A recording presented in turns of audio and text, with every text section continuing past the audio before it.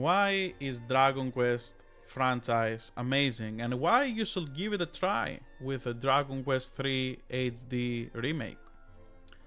After a lot of people have experienced the amazingness of CRPGs with Baldur's Gate 3, I think it's just as appropriate to give a go on Dragon Quest 3 HD remake, or if you want to play something more 3D that is your liking, you can give a go to Dragon Quest 11 Definitive Edition. And the good thing nowadays is that these games are not kind of Nintendo or PlayStation exclusives, they are everywhere, so you can play them everywhere, your PC, your Steam Deck, anywhere. So, with that being said, the reason I'm making this video is because I truly believe that Dragon Quest can have a renaissance now in more Western areas with this kind of game. After a lot of people have experienced the amazingness that is and the unique thing that you can get out of real role-playing games, because we are saying JRPGs and stuff like this, but they're not the same as they used to be. When you're playing something like Dragon Quest, that is a real role-playing game, and I'm saying this with quotes because when I say real, I mean that you can really define the characters and make them your own in the way that you don't get someone else's story, but you are doing your own adventure. And yes, you do have a goal from the start, but what you do in the middle and everything like that is really up to you. You have a lot of agency on how you're going to proceed with the game. And that is something that is fantastic when it comes to Dragon Quest games. So let's start and get into the points that I have made around why you should give it a try. Outside of what I already said, I think that they were really smart when they were making these games. And the way that they made them, it was in order to appeal to both adult and kids, with definitely the Akira Toriyama style helping this. And to me, it felt like it was medieval Dragon Ball, to be honest. But I'm pretty sure a lot of other people also felt it without having the exact same feeling as me. And it was mostly around the way how it treated you.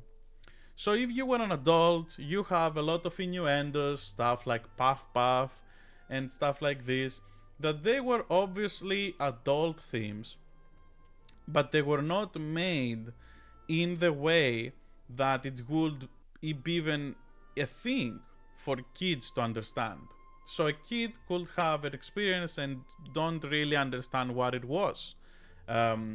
Some specific things in the game, and they wouldn't be subjected to something they shouldn't. So that way, not really a censorship, but it was a smart way to throw an innuendo for adults to understand it.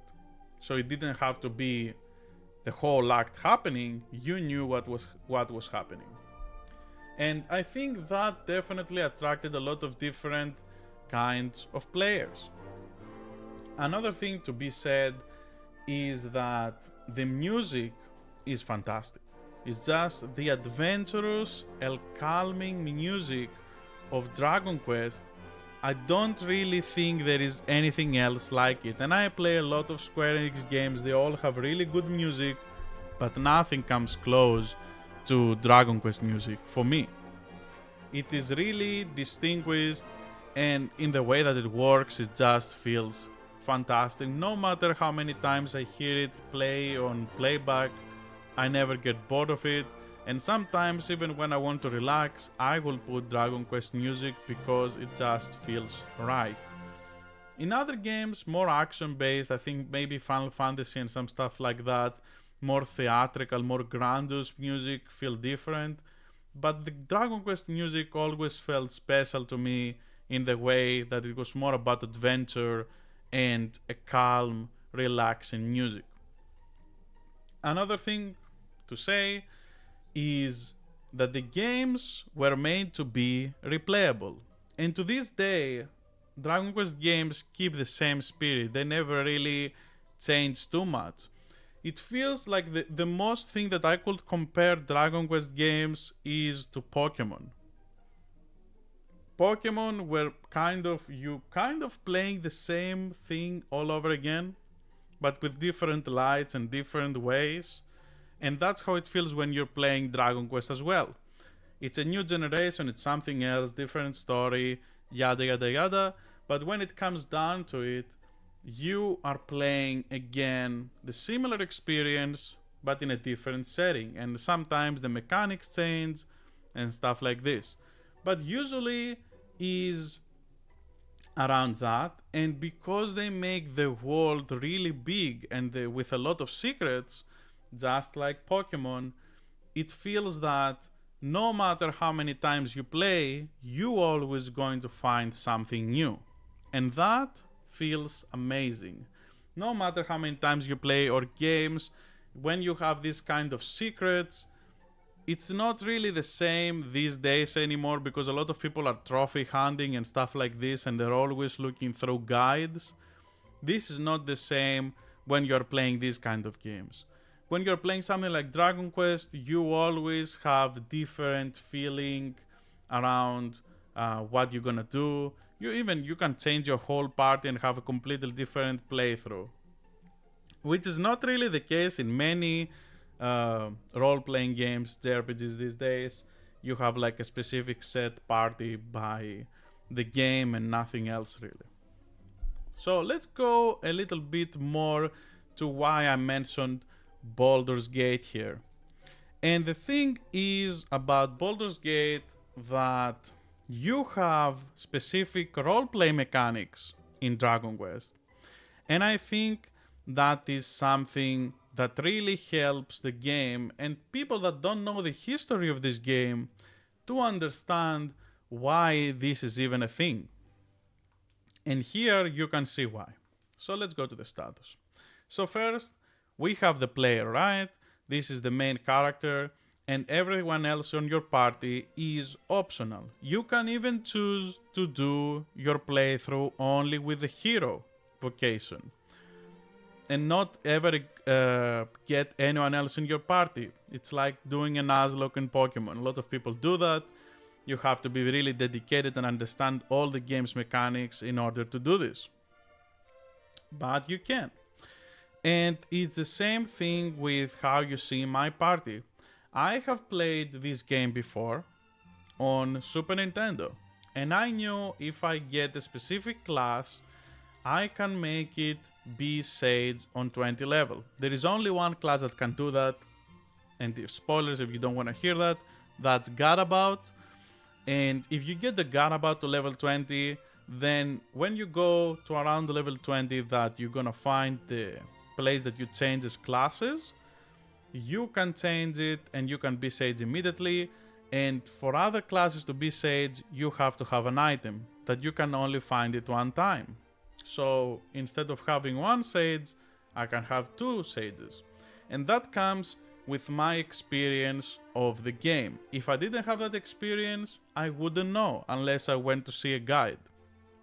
So you can feel fresh every time when you're playing these kind of games because you can experiment a lot, first of all, with the party combination, which is the first thing.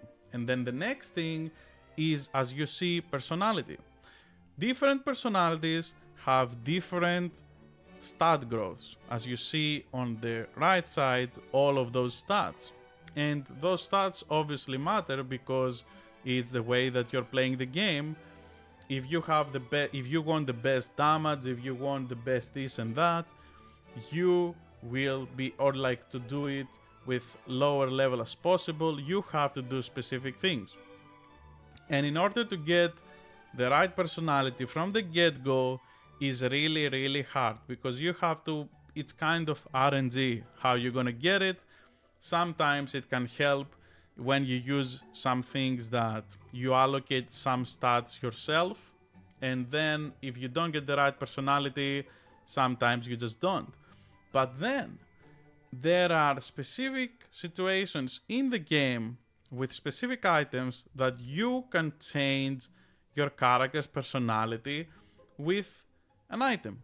And as you can see, this is where the roleplay mechanics coming in. And as you see here, my character at the start was a wimp. And I changed the item and I put him the gold chain, which the gold chain gives you different personality. Now he's a charmer because he has the gold chain, you know, expensive, like you have an expensive car, suddenly you are a charmer. These kind of innuendos are very fun to play around. And this is where this game gets the similarities to D&D. There is a lot of stuff in the whole game that feel like that. And that is why I think something specifically here, they feel really great when you're playing as a party. And no matter how many times you play this game, you always have a good and different experience, at least in my opinion. And that's why I also think that the way that they make complexity in this game is something to be admired. It's something to be brought back to games. And I don't mean like for Dark Souls and stuff like that, but I mean for JRPGs. You see a lot of JRPGs these days that they're trying to do very complex mechanics outside of some specific franchises that were branded off like that from the start, like Shin Megami Tensei, that they had like a really hard gameplay, tough battles and situations that you could be put into. A lot of games now, they're changing. They're just trying to be hard or bloat you with mechanics. And that's where I think they are kind of straying off, because the original JRPG, the thing that even brought the whole genre, was doing it very differently.